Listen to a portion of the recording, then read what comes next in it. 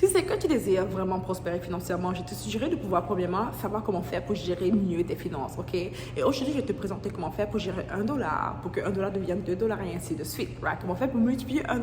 Comment faire pour gérer $1, right?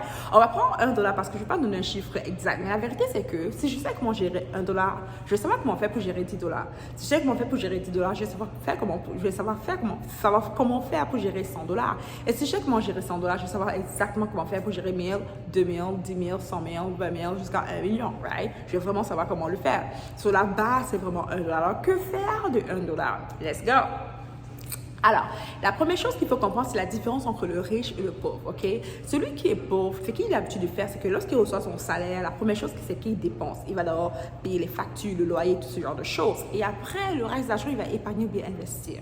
Alors que le riche, ce que lui veut faire, c'est que la première chose qu'il reçoit son argent, immédiatement, il investit d'abord et le reste, ben, il va payer les factures, il va dépenser. Cette différence est immense, c'est vraiment très puissant. Ici, ce n'est pas le montant d'argent qui compte, c'est qu'est-ce que tu fais en premier qui compte. Alors, première chose, c'est quoi? Investir, tu as compris. La première chose, c'est quoi? C'est d'investir. Maintenant, comment est-ce qu'on fait? Je vais te parler de la loi de 30%. C'est une loi que j'enseigne, que j'aime vraiment enseigner, qui change drastiquement la vie des personnes qui appliquent cette loi, qui a changé ma vie et qui va changer aussi la tienne si simplement tu l'appliques. Alright? Alors, ici, la loi de 30% nous dit quoi? La loi de 30% stipule que 30% de tes revenus peuvent vraiment te rendre riche, peuvent te bénir drastiquement financièrement. Right? Alors, si c'est que j'ai $1, je vais retirer 10% premièrement pour donner ma dîme, 10% pour me donner moi-même et 10% pour investir. Et maintenant, je peux dépenser 70%. Alors, ça veut dire 70 cents, right? Alors, si tu veux vivre, le maximum des dépenses que tu peux faire, c'est 70% de tes revenus. Pas plus. Pas plus. Mais bien sûr, tu peux le faire moins. Tu peux faire moins que ça. Mais maximum, 70% de tes revenus. Et 30% de tes revenus, c'est pour te bénir spirituellement, bénir ton église ou cas spirituellement, investir dans ton futur et investir aussi dans différents endroits. Maintenant, regarde comment j'explique ceci.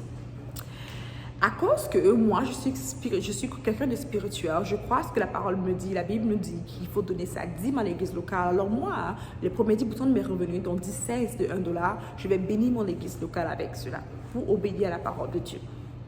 Après cela, je prends 10% pour me payer moi-même. Ok? Alors, de $1, je vais donner $10 à l'église et maintenant $10 à moi-même. Maintenant, je le mets dans un compte épargne. Pas un compte épargne régulier. Parce que le compte épargne régulier va juste faire dormir mon argent. Ok? Je vais appliquer la loi qui est écrite dans Matthieu 25. Tu vas juste le lire. C'est un devoir. Va lire Matthieu 25. Tu vas voir que dans la parabole des talents, le Seigneur, il dit, mais écoute, tu aurais pu prendre cet argent, le mettre dans un compte d'épargne, oui, mais à intérêt. C'est exactement ça que je vais faire. Je vais prendre cet argent, je vais prendre mon 10%, je vais mettre dans le compte épargne à intérêt, environ de compte épargne à intérêt de 2,5%. C'est quand même un bon taux d'intérêt de 2,5%. Tu peux trouver plus ou moins cela. Et maintenant, les autres 10% qui restent, le 10 euros, maintenant, je vais investir. Je peux investir en bourse, je peux investir en crypto-monnaie, je peux investir dans une entreprise et quelqu'un d'autre, mais je vais investir, right? Et les 70% qui restent, c'est ça maintenant que je prends pour payer le loyer, les factures et tout le reste. C'est ça que je prends pour dépenser.